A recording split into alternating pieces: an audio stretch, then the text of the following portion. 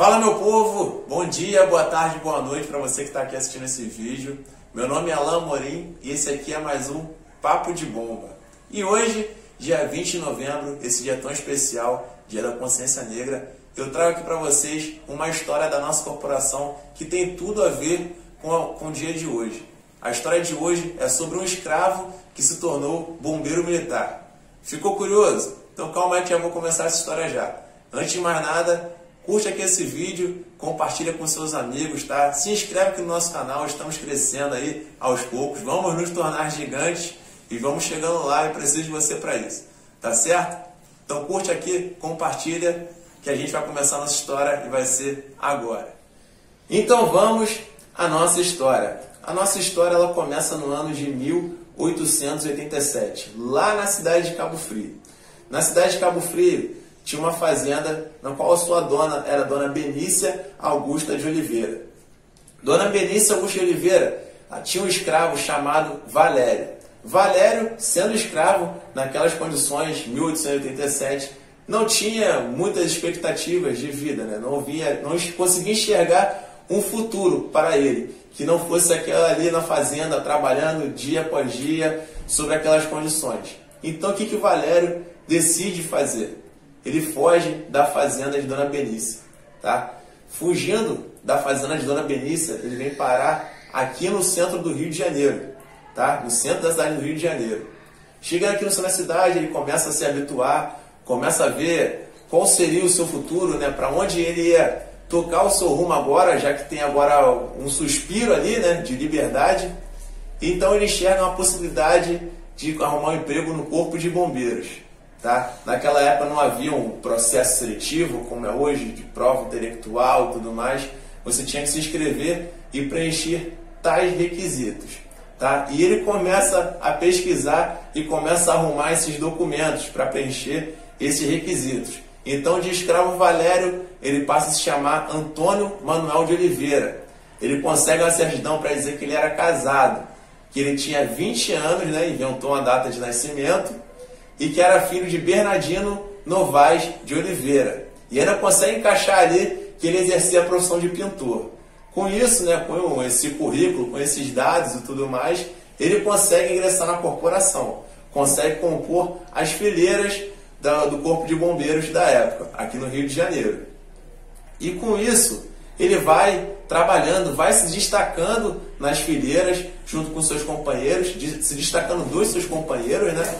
Porque com certeza ele já tinha passado por muitas situações, vários perrengues, digamos assim, né? Na fazenda como escravo, já devia ter encarado incêndios e tudo mais.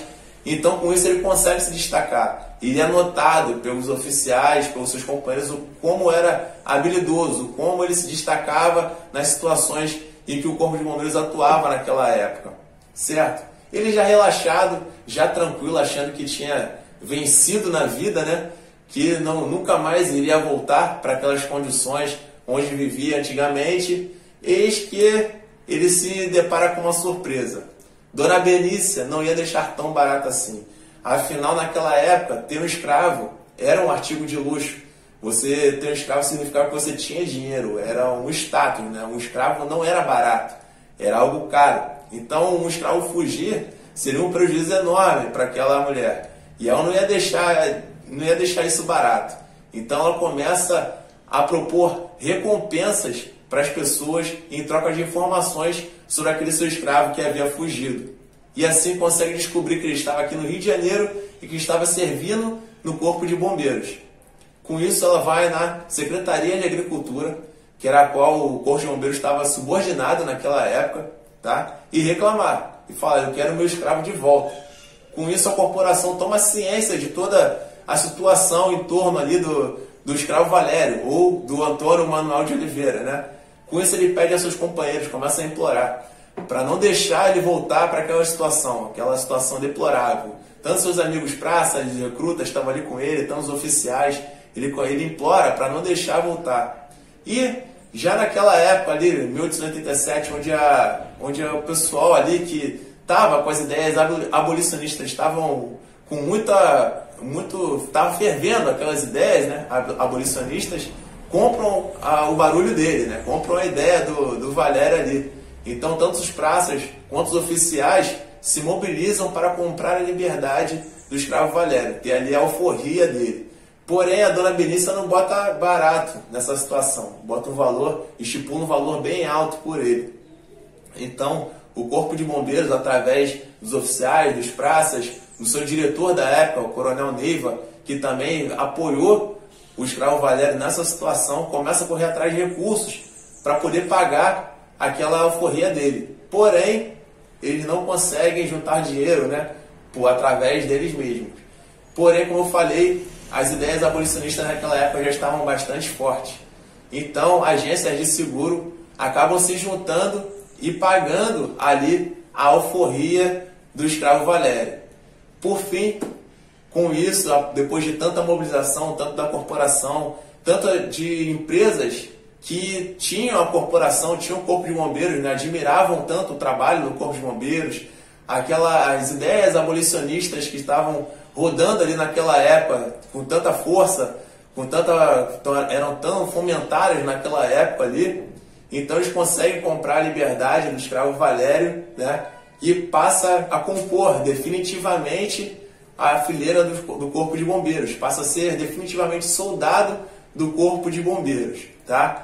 Então, assim, a história já tende aí a um final feliz, mas olha só que curioso, pode ficar melhor ainda. Lembra que eu falei para vocês que isso se passava no ano de 1887? Quando o Valério, o Antônio Oliveira, né, que é o nome de guerra dele, ele descobre que seria agora um homem livre, que iria compor as fileiras em definitivo da corporação. Ele faz um discurso aos prantos, né?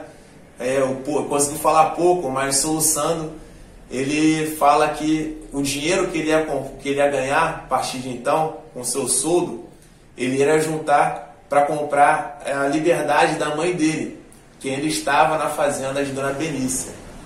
Porém, para grata surpresa dele, né, ele começou a juntar, né, imagino que ele tenha começado a juntar esse dinheiro para comprar a liberdade de sua mãe.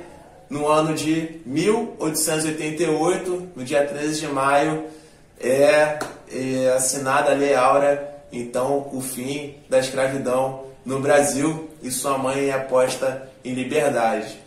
Eu acho que essa história é uma história bonita, envolvendo aqui a nossa corporação, né? Por isso que eu trago ela para vocês aqui nesse dia. Na página lá no nosso Instagram eu já havia compartilhado isso nos anos anteriores, é uma história que eu acho bastante interessante. Então, no meio de tantas histórias tristes que rodearam aí a abolição da escravidão aqui no país, né? Muitos negros foram jogados a esmos, jogados na sociedade sem qualquer amparo. Em uma dessas situações, pelo menos, envolvendo a nossa corporação, um homem conseguiu ser posto em liberdade, ter um emprego, ser militar naquela época, que era algo glorioso, era um status na sociedade, e consegue ainda garantir pelo menos uma condição mínima ali de vida para sua mãe, que deixa de ser escrava. Então, compartilho aqui hoje, no dia 20 de novembro de 2021, com vocês, essa história linda da corporação. Espero que vocês tenham gostado.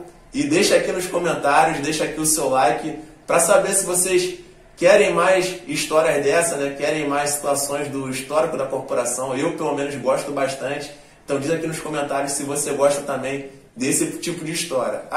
E para quem se interessa, aqui no Rio de Janeiro, lá no Quartel Central, no centro da cidade, em frente ao Campo Santana, tem um museu da corporação. Ele fica aberto de segunda a sexta, então vá lá. Se você se interessa um pouco mais sobre a história da corporação, vá lá. Tem viaturas antigas, tem o decreto que deu início ao Corpo de Bombeiros, entre outras coisas, militares que sabem excepcionalmente a história da corporação. Vá lá, que é um passeio muito interessante para você, para o seu filho, para o seu primo, que quer se envolver com a corporação ou que admira a corporação. Tá certo? Um abraço para vocês, até o próximo vídeo, fiquem com Deus.